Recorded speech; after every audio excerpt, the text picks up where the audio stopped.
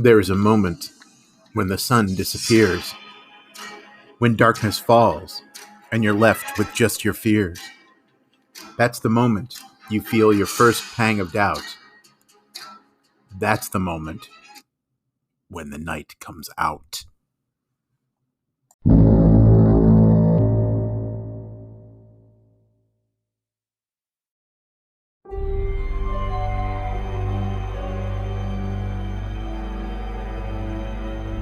Episode 8, Deranged, Part 2.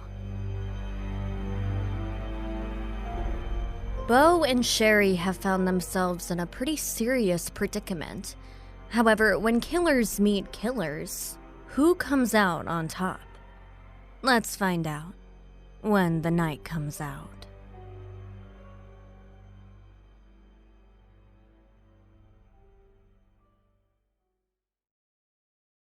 Beau managed to hold on to consciousness, but he pretended he had fainted. The pain had been almost unbearable, but he had a few secrets this psycho bitch couldn't possibly have known about. The first was Beau had a tendency to be a lot stronger than he looked. When he was out of his leather jacket and not carrying all of his guns to help bulk up, he was wiry and almost skinny. However, his life had always been about fighting, whether it was his father or the kids in his neighborhood and school. This had done something to him, causing him to develop an almost superhuman ability to tap into the adrenaline his body created. He just had to think about it for a moment, and the chemical flooded him, making him even stronger. The second thing was his father used to do something similar to him when he was younger. When Beau had been small, unable to fight, his father would hold him down and burn him with cigarettes or lit matches. Sometimes his father tied him down and beat him with belts as punishment for small, big, or non-existent transgressions. Most of the time, Beau figured his father just enjoyed beating him. This had caused Beau to build up an incredible tolerance for pain. Although the needles under his fingernails were excruciating and he had allowed himself to scream, he also turned back to his old mental method of dealing with it. He strained against the bonds which held him, letting the adrenaline flow, and he mentally distanced himself from what was happening. He felt it, but distantly, as if it were happening to someone else. Just now, he feigned his fainting spell. Lily stepped away, pleased with herself. Beau let his chin drop to his chest, even allowing some spittle to trail down to his t-shirt. In fact, he was very aware of what was happening, just needing a moment to gather himself. He cracked open his eyes. He needed to assess what he had to work with. First, Lily had inserted the needles, moved them around beneath each fingernail on his right hand, then removed each one. Blood ran from the small holes, and trying to move his fingers brought fresh waves of pain. Fine, he could deal with it until the blood stopped and the pain faded. So far, she had not started on his left hand. Second, his straining against the leather straps had caused a tear to form in the one holding down his right hand. It was small, but it wouldn't take much more to cause the tear to widen, extend, and then snap. The other thing was, his straining against the chest strap had caused it to loosen a bit. He pushed himself against it so Lily wouldn't notice, but he already had more freedom to move within. She had severed no body parts. That was good. He was in pain, but he could still walk, still breathe, still see and hear. His right hand was brutalized, but no broken bones. Time to assess the rest of the situation. These two were obviously insane. The brother and sister team were evidently killers who enjoyed torturing their victims to death. Of all the fucking luck, he thought. Ah, I see you've come round. He had opened his eyes a bit too far. Damn it. He couldn't afford to make mistakes like that. You and your brother are psychos. He spat, trying to keep his voice defiant but quiet, as if she'd weakened him. If he had any chance at all of getting out of this, he had to convince her he was weakening. Hello, Kettle. This is Pot. You're black. Lily said and laughed. I don't know what the fuck you're talking about. Lily sighed. Do you have any education at all? I mean, you are in a fine position to tell me I'm crazy. You and your little girlfriend have been psychotically murdering entire families or innocent couples on the side of the road for days. Who's the psycho here? Beau looked into her eyes. He could just barely see them behind the mask, blinking at him. Fine, that we're both psychos, but what the fuck is this? Why are you doing this? He leaned forward, pressing hard against the loosened chest strap. Beau heard the leather creaking. He also did his best to flex his right hand, cautiously, subtly. Why? You dare to ask why? Remember what I asked you before we started? How did it feel? You know, killing feels good. You just have no refinement. My brother and I, well, we've been raised to enjoy and savor the finest things in life. To enjoy great food, paintings, literature, wine. You want to rush, get the thrill, then move on. The problem is, your high wears off too fast, so you have to do it again and again.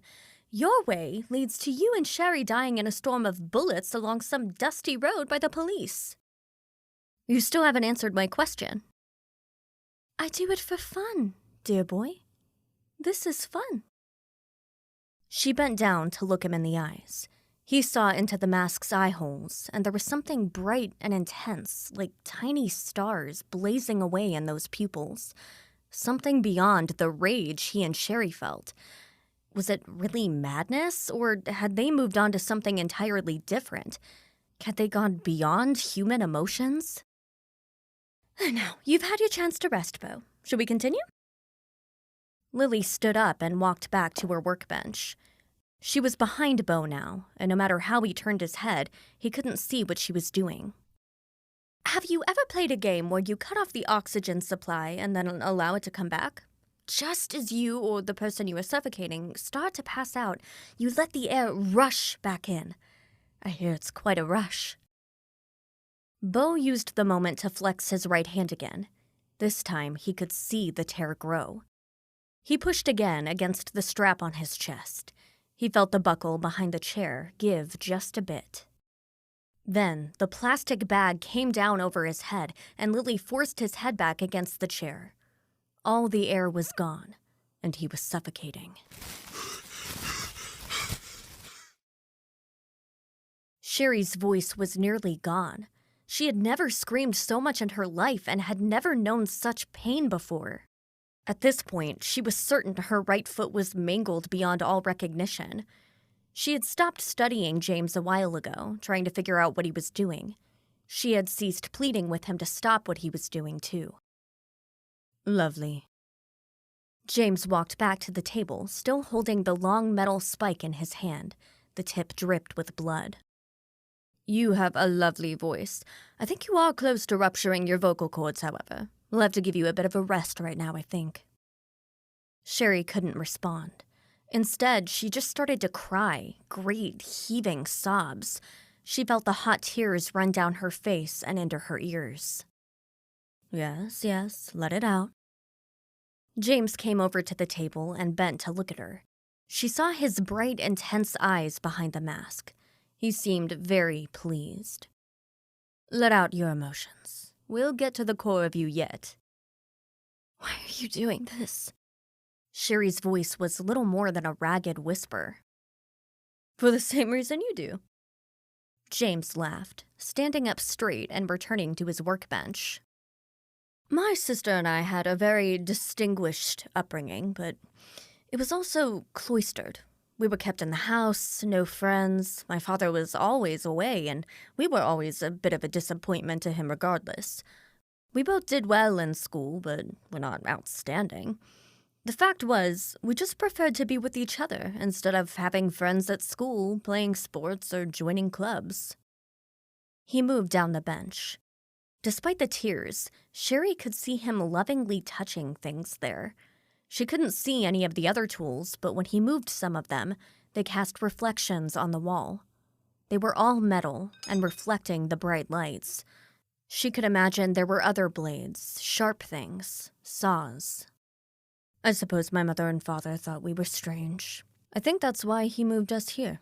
Why he decided to move this entire castle, I have no idea. It took a long time, and Lily and I just got closer and closer. We were each other's best friends. I tried the marriage thing, thinking it would please my father, but it didn't take.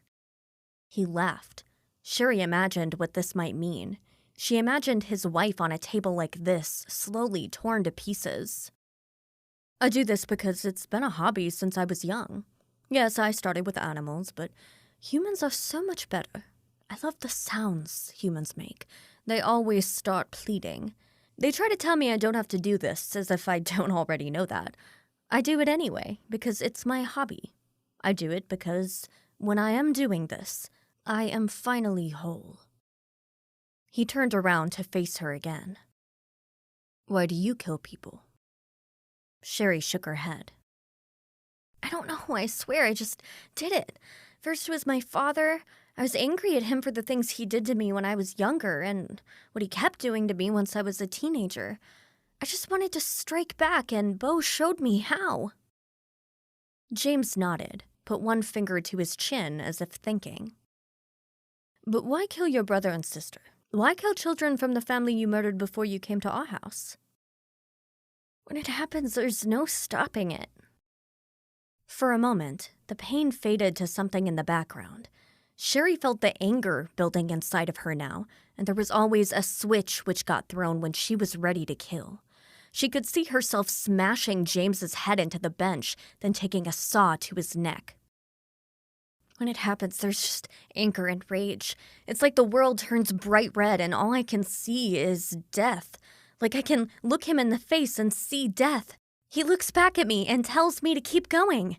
There's power there, and I need to eat it like someone eats lunch. James laughed. Exactly. You want to know why we do this. You have your answer. James turned back to his tools for a fraction of a second. Then he turned back around. He held what appeared to be a scalpel in his right hand. Cherie was still in the zone where she went when the anger hit her. She knew from that point forward she would not give him the pleasure he wanted. Whatever he did, she was going to stay here in this dark, warm place where she liked to bathe in blood and screams. Let's see what happens when we start to take some skin off of you.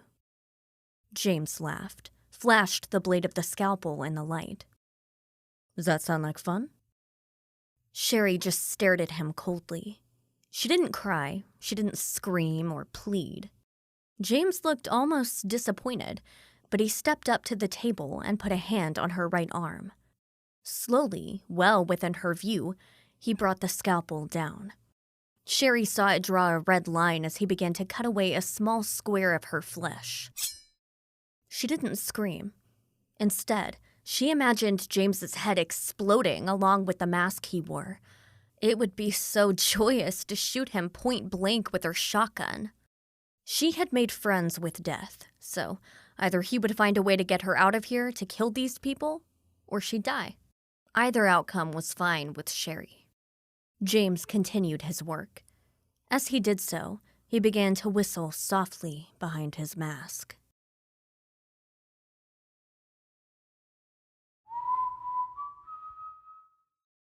Beau lost track of time entirely. How many times had Lily put the bag over his head, pressed it hard against his face?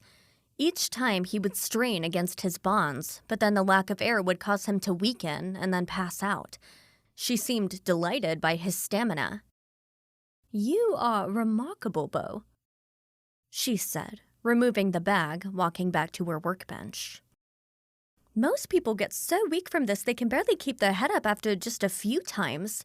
Your ability to recover is a wonder. I am having ever so much fun. Fuck you, bitch, he thought. He looked to his right hand and strained against his bond. The strap snapped, and his right hand was free. He looked over his shoulder to see what she was doing. Lily had her head down, studying her tools, perhaps trying to find the next thing with which to torture him. Beau reached across and unfastened his left hand. He moved as stealthily as possible, trying not to make any noise.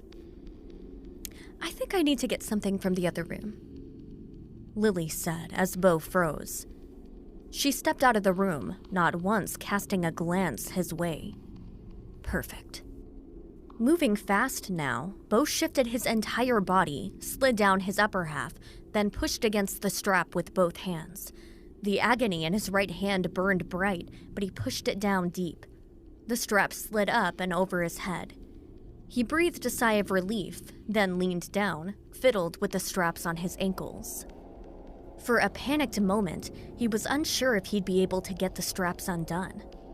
He closed his eyes, forced himself to calm down, listened for Lily's footsteps, then opened them to find the buckles and undo his ankles. Beau stood up. His back cracked and the world swam around him for a moment. He bent down, his head between his knees, breathing. When he stood up, he saw Lily standing in the doorway. He could not see her face because of the mask, but he was sure he'd surprised her. "Remarkable," Lily whispered. She charged at him like a wild animal. She held a scalpel in her right hand and it flashed in the light. Beau had planned to find a weapon from her table of tools, but there was no time. She covered the ground between them in seconds, the entire time making a growling, shrieking, inhuman sound. Beau stepped away from the chair, bent down, and charged at her. He caught her beneath the arm holding the scalpel, then up into her chest. Screaming his own battle cry, he hefted her into the air, then carried her forward until she slammed into the wall. He heard the scalpel clatter across the floor. Lily clawed at him. Her fingernails dug furrows in his face, down his neck and across his arms. He was only wearing a white t-shirt and jeans instead of his leather jacket, which was his armor. She drew blood, and the scratches were deep. Soon, rivers of blood ran down his face, neck, and arms. Beau screamed again with pure rage. He slammed Lily's head against the wall where it made a satisfying crack. Then he put his hand behind her head and slammed her face into the workbench. The mask burst apart as he did so. When he let go, Lily slid down like a sack of wet rags to the floor. Beau flipped her over, and she was bleeding from the nose, mouth, and a wound on her head. She moaned. "Where's Cherie?" He held her up to stare into his face. "Wake the fuck up, bitch. Where's Cherie?" Lily moaned and slowly shook her head. Basement." Beau wanted to strangle her. He wanted to repeatedly slam her head into the floor until her skull cracked open and he could feel her brains in his hands. He wanted to find something on her hellish workbench to stab her until all of her guts fell out. But he knew Cherie was several floors down, probably being slowly torn to pieces right now. Instead, Beau slammed her head into the floor once more, then ran. He had no idea where he was running, but through a doorway was another room. This held a rocking chair and table and shelves filled with what looked like body parts floating in jars. There was a head held to the wall by barbed wire, mixed with more brightly colored birds. Christ! Beau reached the door, opened it, and was down a hallway in seconds. He ran to the right out of instinct, got lucky, and found a set of stairs. Then he ran down those and burst through a door at the bottom. Now he was in an opulent hall with thick carpeting and paintings on the walls. There were doors on either side of him containing rooms he dare not think about.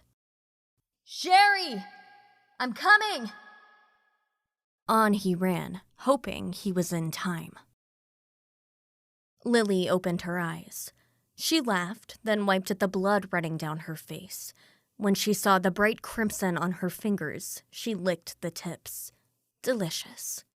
He had done it. One of the few. She knew when she saw him, Beau would be different. He would be one of the best. She got to her feet. The blows to the head had made her slightly woozy, but the excitement was too great. Lily picked up a phone receiver on the wall, dialed 3 numbers, and waited. James picked up. "He's out. He's coming." "Oh my," James replied. "How delightful." Lily put the phone back, then grabbed her scalpel from the floor. She also grabbed a cleaver from the bench. These were her favorite tools. "Ready or not, here I come." She muttered to the room, then laughed again. She was off a second later, moving with ungodly speed. Nothing about the upper floor made any sense, Bo found out pretty quickly. He just ran around and around, overlooking a grand hallway. It looked like there should have been stairs, but when you got to the spot where the stairs should have been, there was just another wall. No door, just a wall. "We've redesigned the place a little." Bo looked around, but couldn't see Lily. Her voice echoed around the grand hall, across the marble. Her voice was soft and teasing, almost sensual. "Fuck you!" The echoes went on and on after he shouted. Bo ran to the first door he saw, turned the doorknob, and flung the door wide. Inside was dark, thick curtains covering the walls. It was an elaborate bedroom. The furniture looked old, covered with a thin layer of dust. Sitting at a dressing table, one hand up to her hair, was a thin woman. From the doorway, Bo couldn't see her reflection in the mirror. He took a further step into the room. "Hey, lady, hey, can you hear me?" Fear clutched at his throat and the words dried up. Suddenly, the smell of the room slammed down against him. He reached for the wall beside the door until he finally found a light switch. Overhead, the chandelier cast a yellowish glow across the room. Bo realized there was a man in the bed, covers up to his chin. He was definitely dead, his skin ancient and wrinkled as if he had been mummified. The woman at the dressing table was also quite dead, skeletal. Her empty eye sockets stared back at Bo via the mirror's reflection. Jesus. Bo ran through the room fast, opening closets and other doors. He found nothing resembling a staircase. He ran out of the room across the hallway to another door. He ripped this one open and found what appeared to be a child's room. There was a gigantic dollhouse against one wall. The wallpaper was pink. There was a 4-poster bed with a canopy. Strung up in front of the dollhouse by wires from the ceiling was the corpse of a little girl dressed in pink. She was wasted away too, but also preserved like a mummy. She wore a pink dress with an equally pink bow in her hair.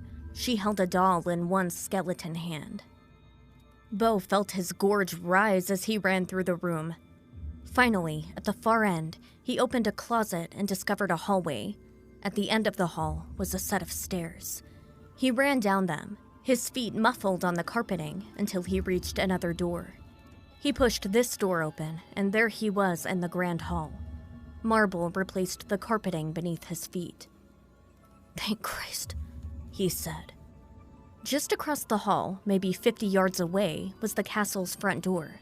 He and Cherie had seen a glimpse of this hall from the foyer when they were let inside the night before.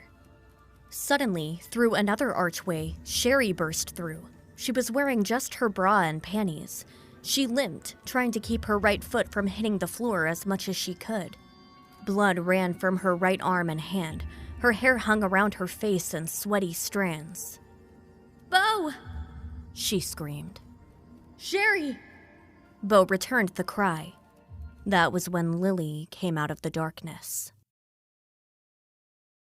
Minutes before Cherie burst into the grand hall, while Bo was running in circles around the upper floor trying to find a door, James turned to Cherie.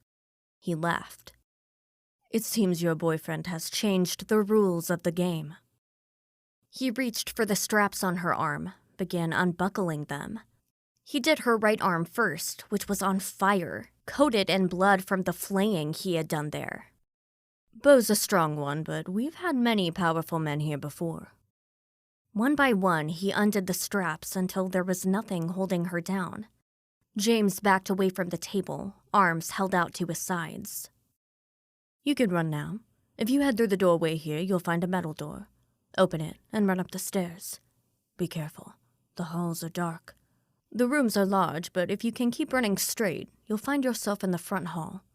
The door is there. I did not lock it." Cherie looked at him strangely, sure it was a trick. She was afraid to raise her head. It's true. You can go. Well, to be honest, what you get is a head start. James turned back to his table, rummaged for a moment. When he turned back around, he held a double-headed axe. The head shone in the light. James liked polished things, evidently. Now, go. Cherie sat up, looking at this man, sure he was just going to swing the axe and cut her in two. She swung her legs over the side of the table and descended to the floor. Agony shot up her right leg where he had been working with the needle. Careful with your foot, James laughed. Cherie hobbled towards the doorway. She kept her eye on him. She was ready to fight, however, if he came at her.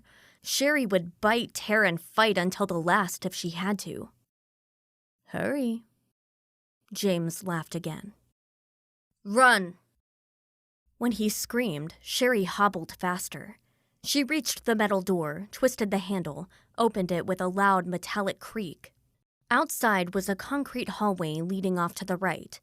There were other metal doors, but Cherie could see stairs at the far end and headed towards them. Blood fell from her right hand like rain, leaving a perfect trail, but she didn't care. Nothing mattered but the stairs. Tears coursed down her face. Her breath hitched in her chest. Dimly above her, she heard yelling. Was that Beau's voice? Beau! She tried to scream back to him, but her voice was shot because of the screaming she had done. She reached the stairs, grabbed the metal handrail, and began miserably climbing up the concrete steps and sad, lurching steps, which threatened to topple her back down at any second. Hurry! She heard James scream back down the hall behind her. I'm going to be coming soon. Hurry! Cherie pulled and stepped her way up the stairs, her breath screeching in and out of her lungs. The panic was constant, and the strain of trying to walk in such a way was unbearable. The pain was ever present. She looked down at her right hand and barely recognized it as part of her body. It was red, raw, skinned, flayed. She could see muscles working as she gripped the handrail. Her right foot was one constant sheet of stabbing agony up her legs. She made it to the top of the stairs, just as James reached the bottom below. She looked down and saw he was there, axe in hand, his mask off. The handsome face she had seen when they first got here was gone. At the bottom of the stairs now was a man with a maniacal grin, his hair a mess, his body covered in blood, including splatters across his face. James's lips were red, which Cherie guessed meant he had put his fingers in a puddle of her blood and touched it to his mouth. Hello, Cherie. Cherie tried to scream, but her vocal cords would not permit it. What came out was a scratchy shriek. She pushed through the door and was immediately lost in darkness beyond. The room was cavernous. She held out her hands in front of her, unsure of where the walls were. It took a moment for her eyes to adjust, and she realized it was a massive library. There were chairs, a desk, and walls of bookshelves, thick carpets, more works of art on the walls. A man in a suit sat in one of the chairs, his head cocked oddly to one side. There was a book in his hands. Cherie jumped when she realized there was someone else within the room, the shadows so thick she wasn't sure if he was a threat. Cherie studied the odd sight for a moment as she limped her way past the chair. When she got close, she realized the man was a skeleton dressed in a suit. The empty eye sockets stared at her as if warning her, but the grinning teeth seemed to be laughing at her efforts to stay alive, to escape. Tears flowed down her face. When Cherie turned her head, she saw another skeleton, this one dressed with an enormous hat and a yellow dress. In fact, most of the couches and chairs had someone sitting in it, all dressed, all old, and in various states of decay. Oh my God, she moaned. She moved as fast as her foot would let her. She crossed the room and pushed through a door. On the other side was a large, long wooden table. Cherie couldn't even count the number of chairs there. Plates lined either side, complete with silverware. A skeletal child sat in one chair. Another man sat at the head of the table. this one gray, with flesh still attached. A headless body in a dress sat halfway down the table. "Did you stop and say hello to Daddy, Cherie?" James called from behind her, and he giggled a high-pitched laugh. "Or did you stop by to say hello to Granny? Maybe Mom?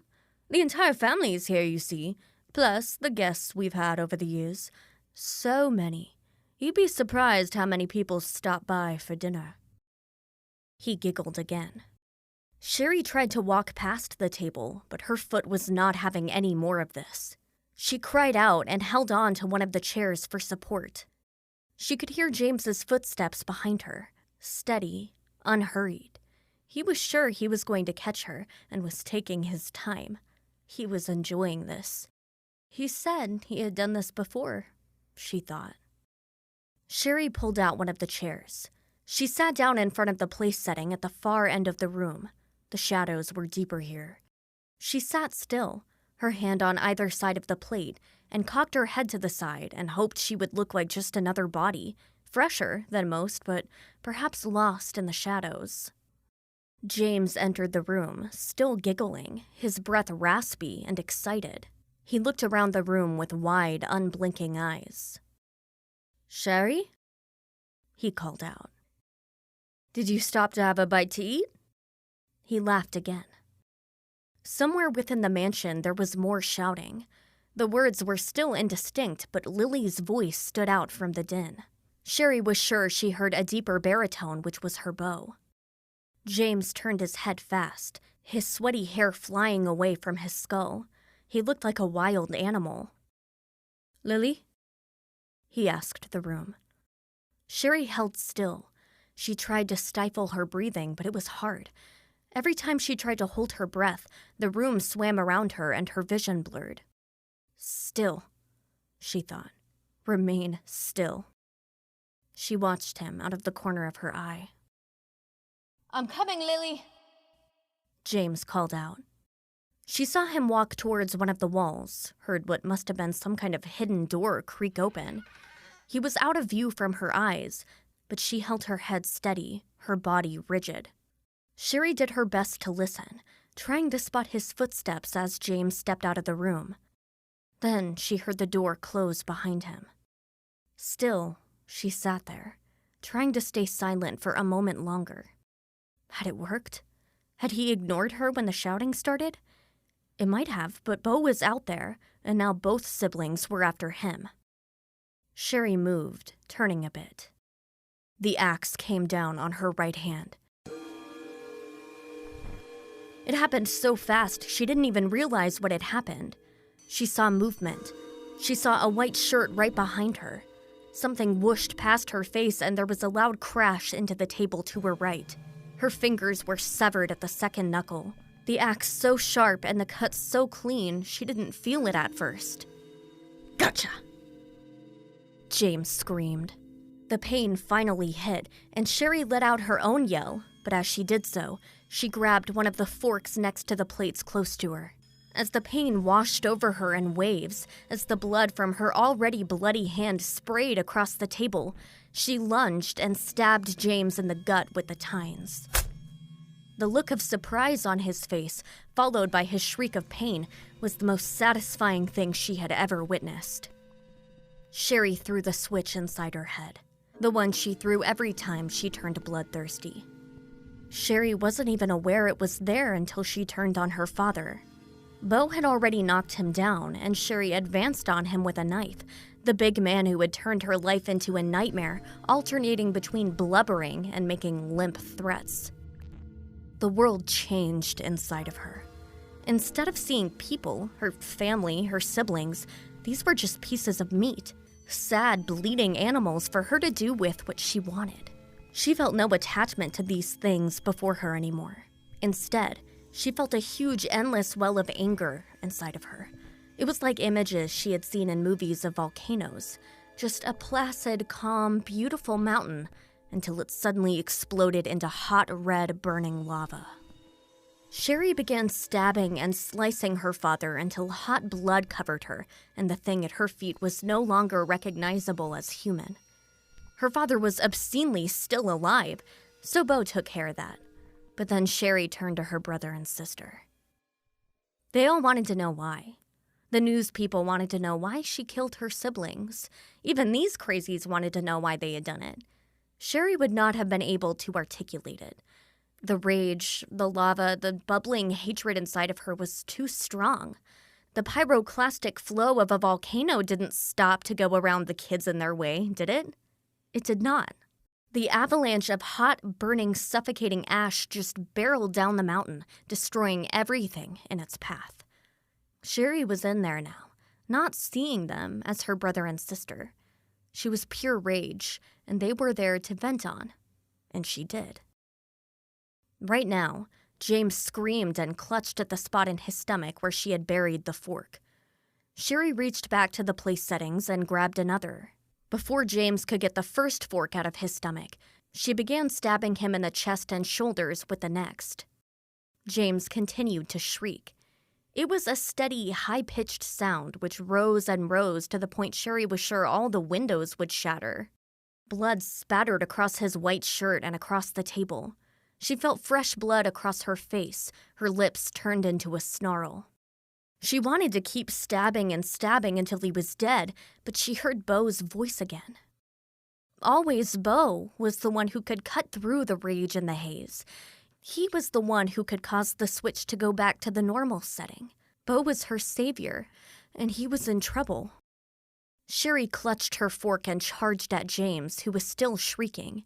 She threw her entire body weight against his midsection and shoved him aside. A second later, she opened the hidden door in the wall and stepped into the bright hallway beyond. She turned right. As she ran down the hall, the pain in her right foot faded into the background so far as to disappear.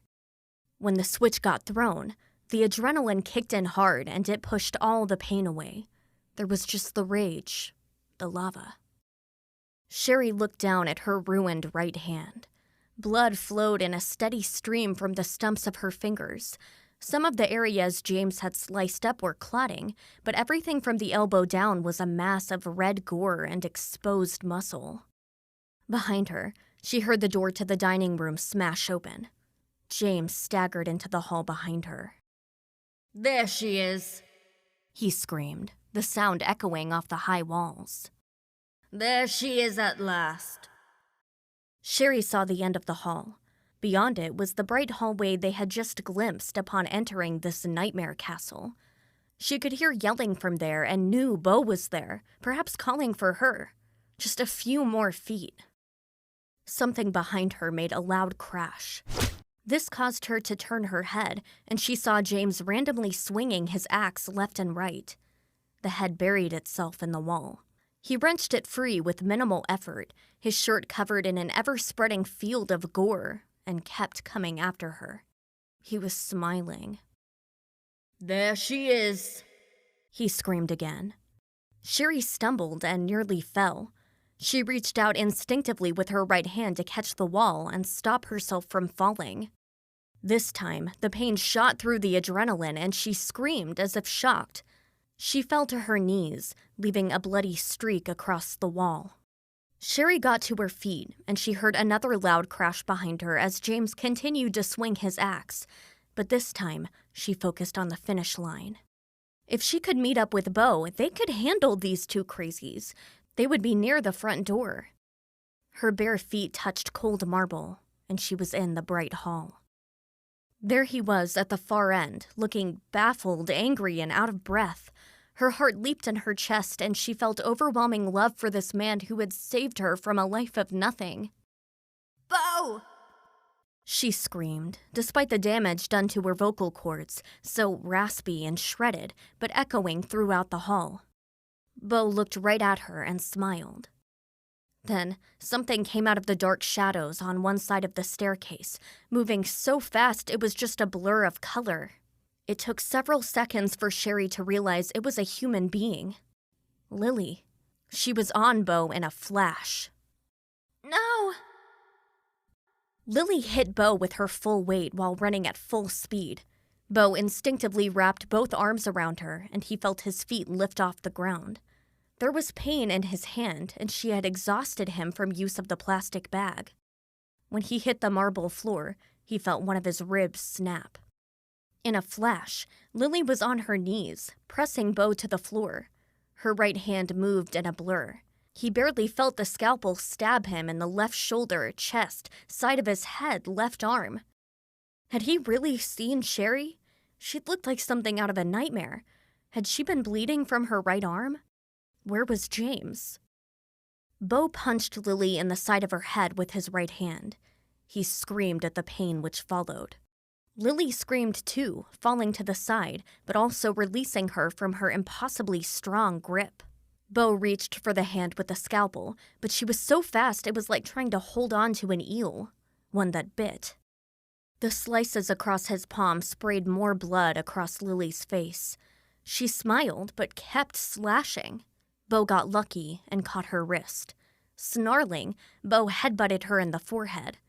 Lily's eyes went cross, and she backed away, slipped on the blood-soaked marble floor, and fell hard. Bo took immense satisfaction when her skull bounced off the marble, but wanted to kill her.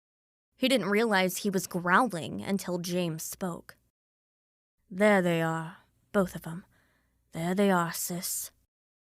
Bo turned slowly as the world wobbled around him. James stood between him and Cherie with his axe in hand. His hair hung down over his eyes, and there was a twisted smile across his face. Blood smeared his shirt, dripped from his lower lip. His tongue darted out like a lizard's. "What the fuck are you talking about?" Bo asked. "Your true selves. There they are. The mask you wear and have worn your entire life was the normal person you pretended to be. The Bo and Cherie who pretended to be a good guy and girl, respectively. The people who wore masks as invisible as the real ones my sister and I wore. How much of your lives did you try to pretend you weren't what stands before me right now? Killers, murderers, monsters. The beast has finally been set free within both of you." Bo looked down at his hands. There was blood in every line of his hand, beneath every fingernail, but he didn't know which of it was his and which was Lily's. The coppery smell filled the air. When he licked his lips, he could taste it. He couldn't help but smile, just a bit. Yes, the lunatic was right. This was who he really was. He loved it. He needed it. He turned his head and saw Cherie. She wavered on her feet as if swaying in a breeze, unable to stand still, her eyes half closed. Blood ran freely from her ruined right arm and hand. Something was wrong with her right foot because it looked swollen, and he saw bloody footprints behind her. "Cherie?" She came around for a moment and saw him. She smiled, but then she saw James standing there with an axe. Her face changed, her lips pulled back and her teeth flashed. She snarled like something feral. "See, there she is." James laughed. Behind James, Lily got to her feet. She laughed too. "Aren't they beautiful, brother?" "Indeed they are." "Just let us go. What's wrong with you two? You're deranged." Bo studied them, James holding his axe like it was the most natural thing in the world, while Lily stood behind him with her fingers twisted into claws. "Really, is that really what you want? What happens when you head out that door, Bo? You put your masks on again? Do you think you'll make it across the border to some fantasy life in South America? You know how this ends. It ends either in a hail of bullets from the police, or you two end up in jail, and after endless appeals which go nowhere, you end up dead at the end of a needle. At least this way you die with a bit of dignity. You can become part of our home. You can die as you truly are." Bo felt actual fear for the first time. There was nothing sane behind this man's eyes. It made him wonder what his eyes looked like to the people he killed. Did he transform into something similar, with blood in his eyes and inhuman glare on his face? "You're sick. You and your fucking sister. Sick. Twisted." "And you're not?" Lily asked. "You looked people in the eye and killed them time and again. How many? We have refined tastes here and take our time to turn people into art. Our mission is to make them their true selves. What about you two? Monsters, just striking out and killing randomly. No reason, no plan. Here, you have purpose. I don't understand, Cherie said. What do you want? We want you to be what the world made you to be. James turned his demented eyes from Cherie to Beau and back again. Here, with us. Beau bunched his hands into fists. Without thinking, he ran toward James. He was going to grab the axe, then the little shit around his throat. Lily would probably come up behind him and start stabbing him, but he was going to keep squeezing this little son of a bitch's neck until it cracked beneath his fingers. Cherie saw Beau lunge at James and knew this was the wrong move. They weren't getting out of here. Whatever these two siblings were, she was certain they weren't human. They wore masks, but the masks were actually their true selves. They were blank. These two were monsters out of a fever dream, blank-faced, turning and turning and killing and killing. Cherie realized she and Beau were nothing compared to them. James and Lily had been going on and on at this for a long time. They were experts. Cherie and Beau were kids, barely able to walk yet. No! She tried to scream, but her voice was gone. What came out was a squeak. She realized in that moment she loved Beau. She'd never thought about it before, but he was in her heart. Beau was everything she needed and the only thing she wanted. Together, perhaps they could control the beast within them. It was unlikely they would find that utopia they talked about, but there was the slimmest of chances. James saw Beau coming and laughed. He stepped aside, then drew back his axe. Beau screamed, his hands hooked into claws. James let out his own scream, which Lily mimicked as she held an expression of genuine joy on her face. James swung his axe and caught Beau directly in the midsection. Cherie felt it from across the room. The blow was hard and deep. Blood erupted from the wound and sprayed the floor once more. Beau grabbed James's neck, but his fingers found no purchase, and the lunatic slipped out of Beau's grasp. Beau stopped, clutched at his stomach. He turned around, stared Cherie in the face, a look of shock and sadness plastered across his countenance.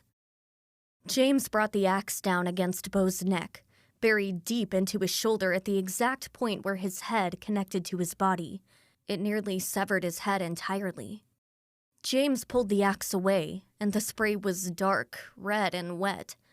Beau's eyes were wide as he clutched at his throat, unable to contain the steady flow. No! Cherie never saw Lily. She only realized the sister had vanished from her brother's side when she came up behind her and sliced her left arm. It was a single, brutal, deep cut from underneath her arm, down, then across. It was a quick sting. Then the blood came in steady pulses which matched her heartbeat. The blood she saw was as thick and dark as Beau's. The two lovers stared at each other. Cherie took one soft, staggering step toward Beau, then another. The world flew away from her and her entire field of view narrowed to a single dark tunnel with Beau at the end. The siblings vanished. The house vanished. Beau's eyes became fixed and glassy. No, she whispered. Wait. She had to catch up with him. Dimly, she heard her life's blood spattering against the floor. She nearly fell, caught herself, and continued her walk. Just a few more feet.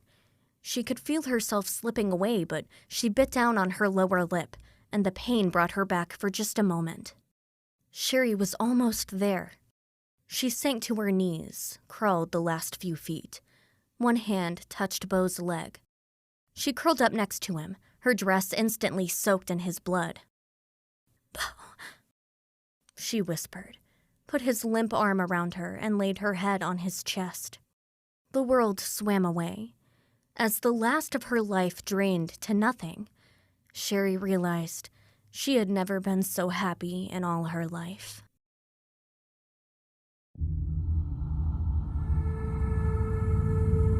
James and Lily sat together on the ornate sofa in the sitting room.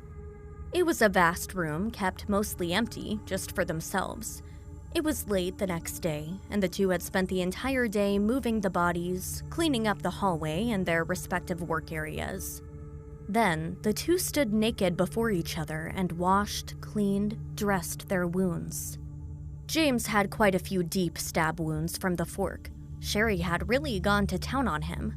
None of them were life-threatening, other than being potential areas of infection. Some of the wounds still bled despite the bandages. Lily didn't have as many lacerations, but both were slightly worried about her having a concussion. Beau had smashed her head several times. Now they sat on the sofa, wearing just robes. James had his feet up on the coffee table, while Lily lay on the sofa with her wounded head in his lap. This was the time they enjoyed the most. The post-kill time was the best, to sit and ruminate and enjoy the afterglow. The ending was really quite romantic, Lily opined. Yes, once we tore down their masks and they became their true selves, I think they both realized they only had each other. In so many ways, they were a bit like us. Lily moaned. Just unfocused. Perhaps we could have taught them. Lily chuckled. They were so untamed.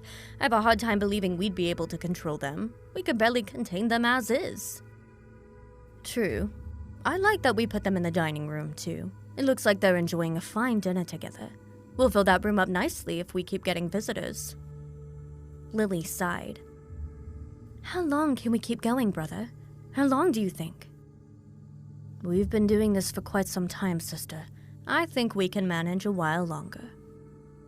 What about those two? They're being sought by police. James thought about this for a moment. Tomorrow morning, you and I will go for a drive. I'll have to wear gloves and a mask, but we'll drive their car 50 or so miles from here. I'll push it down an embankment or something, someplace which looks random, but the police should be able to find it. We'll clean out the inside, then come back here. Remember, there's literally nothing which can tie them with us. They were spree killers. If we take them far enough away, the cops won't even come asking about them. They will become legend for sure. The authorities will wonder where they went, never to be seen again as they search the world for them. Imagine the true crime specials about them. Lily was tired and sighed loudly, snuggling in a bit. A drive sounds lovely. We haven't been on one in a while. We need to go out more. Perhaps. They sat in silence for a while. Outside, the sun went down, but the lights of the large mansion stayed off. They would stay off until they were ready to attract someone again. The lights always did their job and lured lost people to their homes. Lost people for them to show their true selves before making them part of the collection. I love you, sis. I love you too, baby brother. In recent news, the car believed to have been stolen by Beau Ivy and his girlfriend, Cherie Berlin, from the Jameson family, was found abandoned today. Police and FBI have been frantically searching for the couple who have murdered 11 people that they know about in a violent cross-country spree starting with the young woman's family. There was no sign of the couple, and the car appeared to have been cleaned out. Weapons were found in the back of the car, but authorities wish to stress the couple should be considered armed and very dangerous. Where the couple might have gone is still debated. There have been no reports of other missing people, murders, or stolen vehicles. The area where the vehicle was found was very remote, and so far, no further clues have been revealed by authorities. Police state there was no blood or signs of a crime found within the car. As far as anyone knows, the couple is still alive and potentially dangerous. They are not to be approached, and if you spot the couple, report it immediately to law enforcement.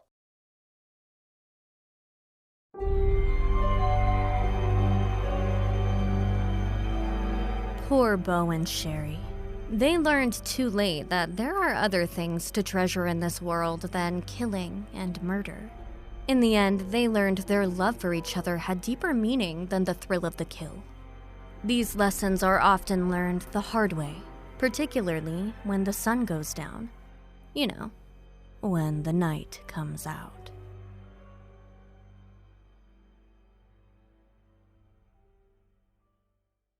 You've been listening to When the Night Comes Out, a weekly horror anthology podcast with stories by Brian W. Alaspa and narrated by Ali James. For Brian's work, visit his website at www.brianwalaspa.com or visit amazon.com for his books of fiction and nonfiction. Be sure to listen to Ali's work on Facebook at Ali James Projects.